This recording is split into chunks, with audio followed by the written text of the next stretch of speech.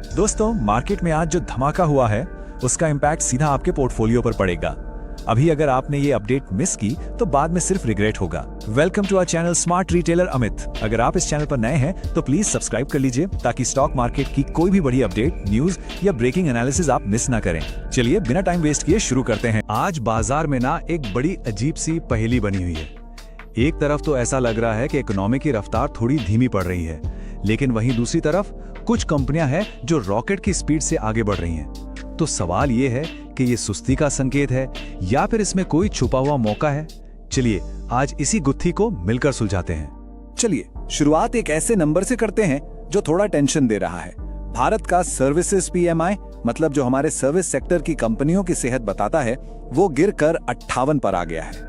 आपको बता दूं, ये पिछले 11 महीनों का सबसे निचला लेवल है और ये आंकड़ा हमें इशारा कर रहा है कि इकोनॉमी पर करीब से नजर रखने की जरूरत है। तो जाहिर है ये पीएमआई का आंकड़ा देखकर सबसे पहला सवाल यही मन में आता है, क्या ये बस एक छोटा सा स्पीड बम्प है या फिर पूरी इकोनॉमी की रफ्तार ही धीमी पड़ने का सिग्नल है? आज हम इसी सवाल के जवाब को खोजने की कोशिश करेंगे।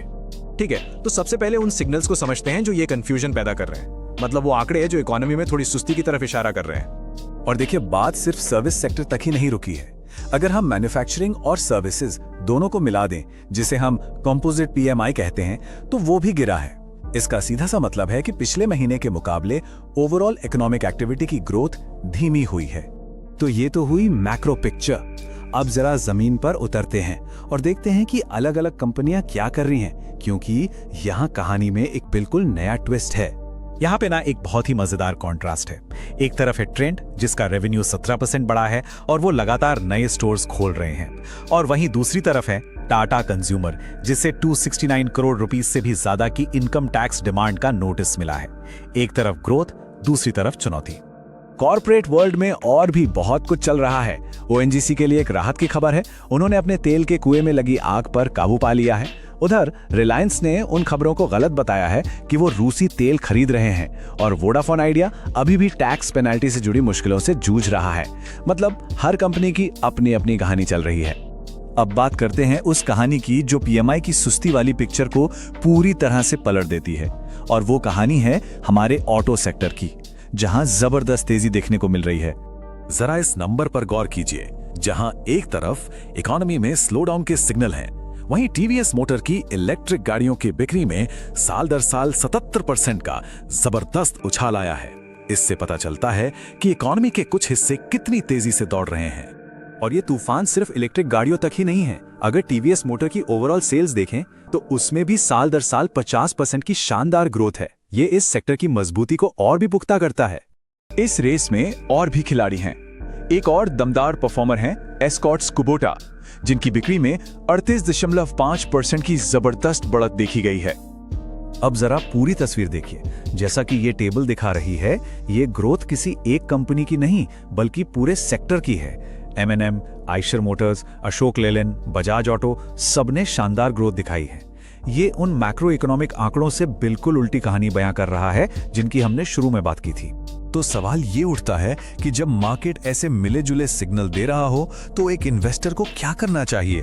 चलिए अब कुछ ऐसे टूल्स को समझते हैं जो इस तरह के कंफ्यूजन को बेहतर ढंग से समझने में आपकी मदद करेंगे। सबसे पहले एक बहुत जरूरी टर्म समझते हैं, ऑपरेटिंग प्रॉफिट। आसान भाषा में कहें तो ये वो मुनाफा है जो कोई कंपनी अपने मेन बिजनेस से कमाती है। इसमें से अभी ब्याज और टैक्स नहीं घटाया गया है। इसको ना एक नींबू पानी के स्टॉल वाले उदाहरण से समझते हैं। सोचिए, दिन भर नींबू पानी बेचने के बाद आपके जार में जो टोटल पैसा इकट्ठा हुआ वो है आपका रेवेन्यू। अब इसमें से नींबू, चीनी और बाकी खर्चों को निकालने के बाद जो पैसा बचता है ना, वही आपका ऑपरेटिंग प्रॉफिट है। ये वो पैसा है जो स्टॉल का लोन चुकाने या टैक्स देने से पहले का है। ये बताता है कि आपका नींबू पानी बनाने का मेन धंधा कितना प्रॉफिटेबल। ये एक बहुत बड़ा सवाल है ना? खासकर जब हम ऑटो सेक्टर जैसे स्टॉक्स को देखते हैं जो इतनी तेजी से भागे हैं।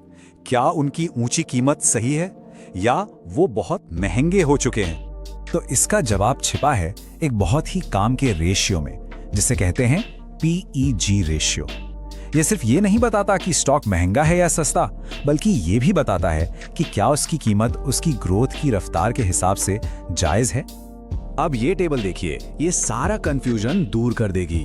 मान लीजिए कंपनी एबीसी का पीई रेशियो 20 है और उसकी ग्रोथ भी 20% है, तो उसका पीईजी रेशियो हुआ 1। अब कंपनी XYZ को देखिए, उसका पीई 50 है जो बहुत ज्यादा लगता है, लेकिन उसकी ग्रोथ भी 50% है, तो उसका पीईजी रेशियो भी 1 ही हुआ। मतलब ग्रोथ को ध्यान में रखें तो दोनों कंपनियां असल में एक जैसी ही वैल्यू पर हैं। ठीक है, अब इस सारी लर्निंग को और पक्का करने के लिए एक प्रैक्टिकल सवाल लेते हैं जो अक्सर लोग पूछते हैं। आज का सवाल है, जब कोई म्यूचुअल फंड जिन कंपनियों में पैसा लगाता है वो कंपनियां डिविडेंड देती हैं, तो क्या इससे उस म्यूचुअल फंड की एनएवी यानी नेट एसेट वैल्यू बढ़ती है? इसका सीधा सा जवाब है जी हाँ, बिल्कुल बढ़ती है। होता यह है कि जब कंपनी डिविडेंड देती है तो वो पैसा सीधे फंड के टोटल AUM मतलब टोटल संपत्ति में जुड़ जाता है। इससे फंड की NAV भी उसी हिसाब से बढ़ जाती है। और सबसे अच्छी बात, आपको उस डिविडेंड पर तब तक कोई टैक्स नहीं देना होता जब तक आप अपने यूनिट्स बेचकर पैसा निकालते नहीं हैं। तो आज की कहानी हमें क्या सिखाती है? यही कि बाजार एक ही समय में दो बिल्कुल अलग अलग बातें कह सकता है। एक तरफ सुस्ती है तो दूसरी तरफ जबरदस्त ग्रोथ। तो आज हम आपको इसी सवाल के साथ छोड़ जाते हैं, जब आंकड़े इतने अलग अलग हों तो क्या हमें बड़ी तस्वीर पर फोकस करना चाहिए या उन चुनिंदा सेक्टर्स पर जो हर तूफान में भी आगे बढ़ रहे हैं?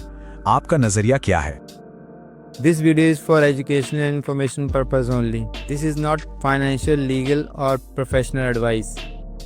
We are not SEBI registered advisor or experts, and viewers should conduct their own research and consult qualified professionals before making any financial decisions.